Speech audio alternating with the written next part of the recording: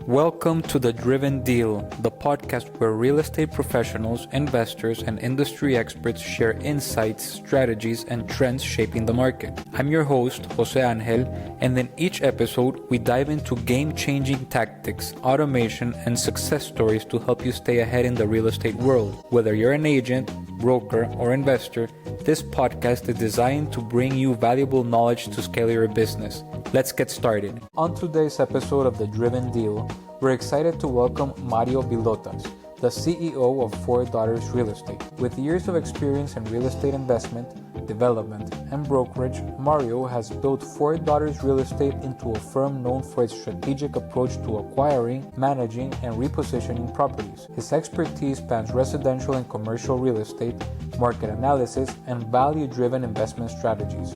Mario's deep understanding of property development, investment trends, and real estate deal making makes him the perfect guest to discuss how to navigate the market, identify opportunities, and build long-term success in real estate. Get ready for an insightful conversation with a seasoned real estate professional. All right then.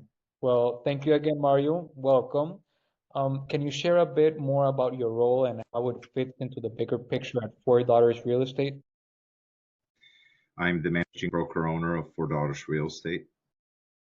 I've been in real estate for 23 years, and we service residential and commercial clients with a specific focus on seniors and a variety of different services that we offer for the aging adults, as well as your common consumers who are looking to purchase and sell a property. And what does a typical day look like for you? There is no such thing as a typical day.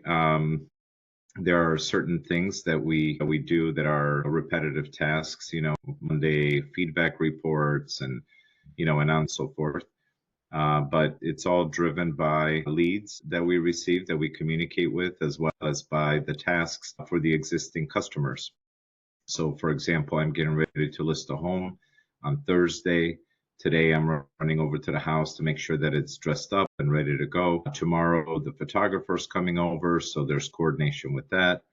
In the meantime, I'm trying to connect with other consumers to see whether or not they would like our services. So there's a lot of multitasking, a lot of different communication. There's a portion of the week that's devoted to working on our website and marketing materials and the listing campaigns that we launch for our listings. So there's a lot of variety in our day. And right now, how many agents are under the umbrella of Four Daughters Real Estate? There are three. I am the primarily listing agent, and then we have two business buyer's agent partners that perform the showings of homes and attend the buyer services. Nice. Any major shifts that you're seeing in the industry right now, Mario?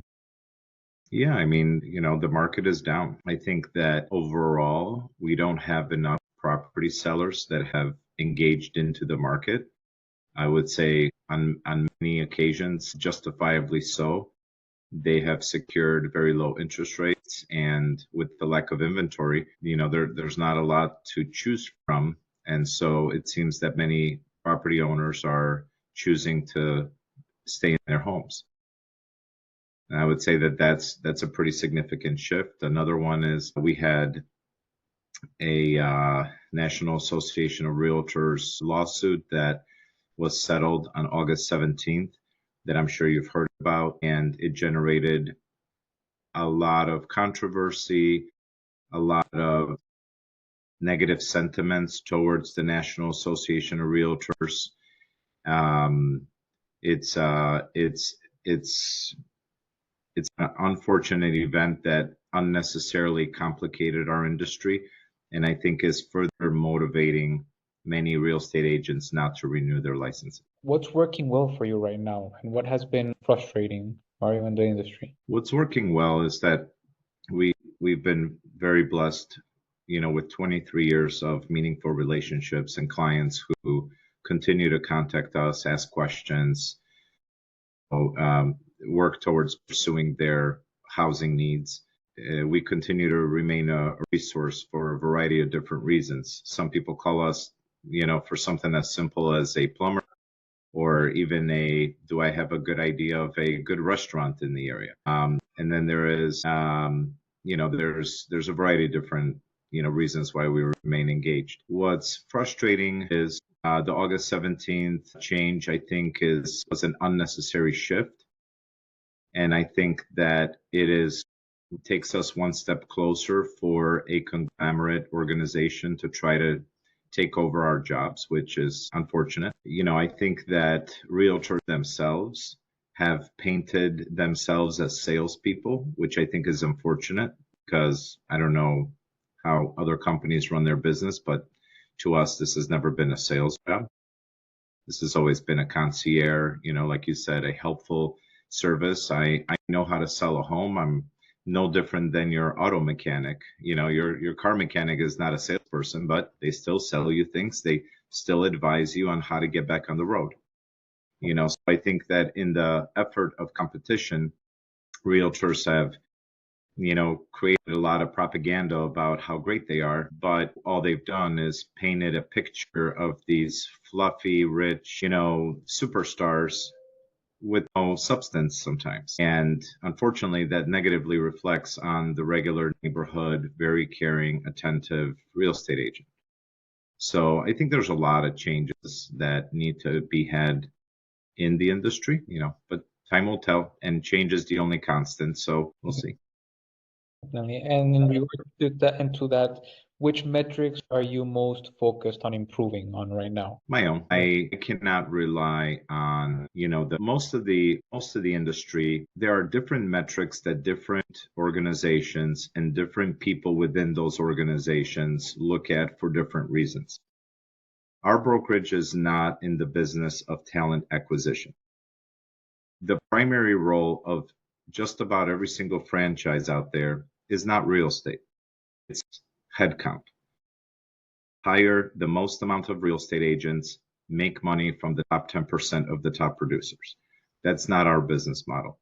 Our business model is everyone here gets credit for the work that they do. We're not in the business of bringing on more people.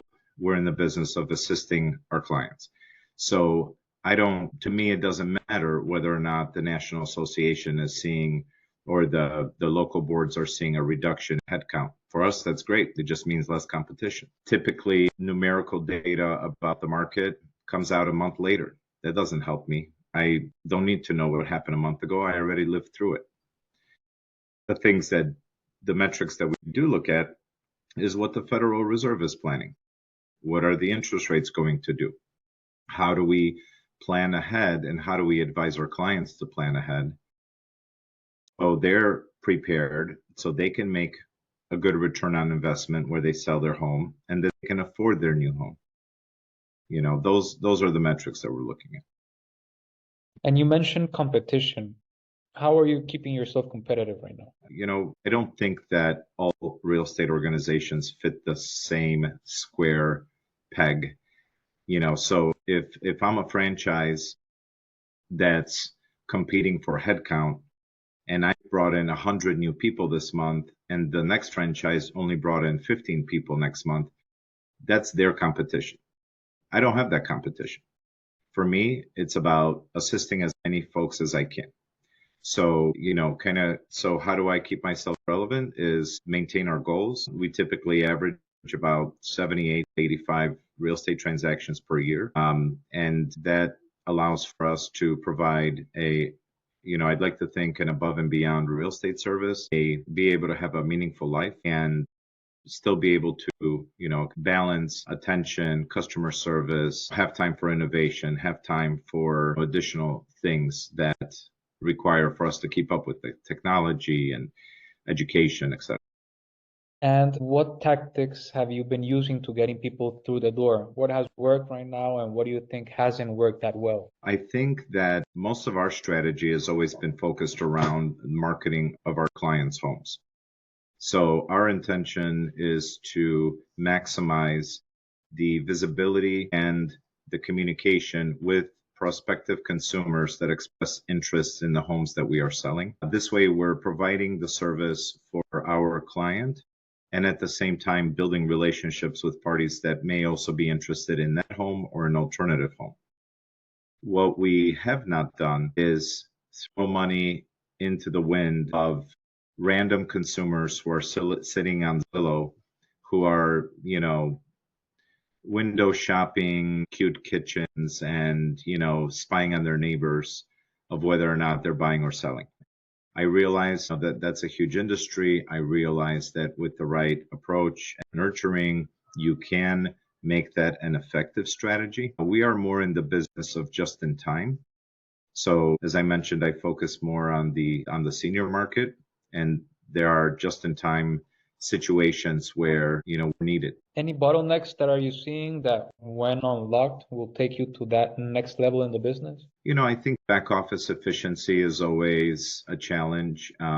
Anytime that we're working with individuals who are learning, there's a ramp up time, or there are many, many unique circumstances that are,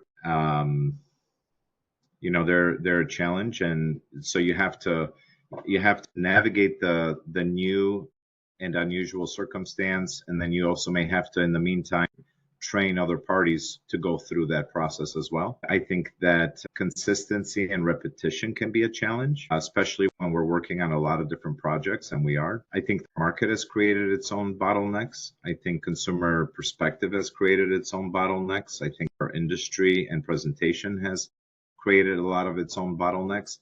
I think we've made it more complicated than it needs to be. Yeah, definitely. Any big plans for 2025? Where do you want to be in the next 6 or 12 months? Well, as a baseline, I would like to satisfy our annual goals for the number of real estate transactions and families that we've helped.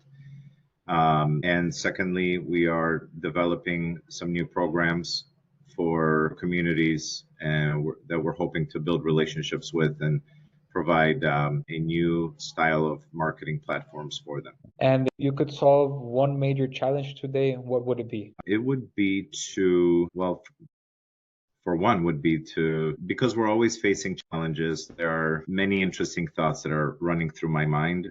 Some of them that are just even tough to disclose, like, Facebook has recently decided for no reason whatsoever to remove me as the admin from my own page.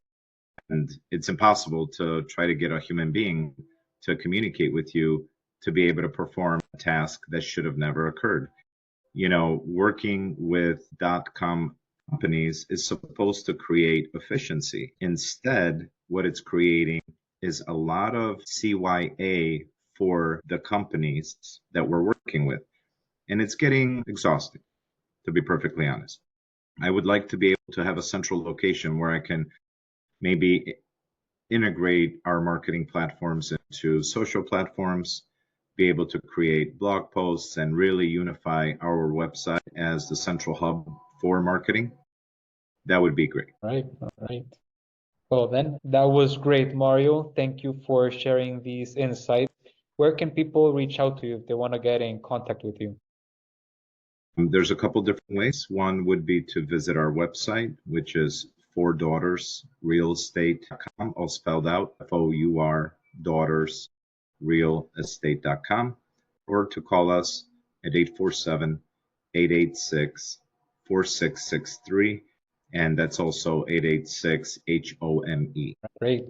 Thanks again for your time, Mario.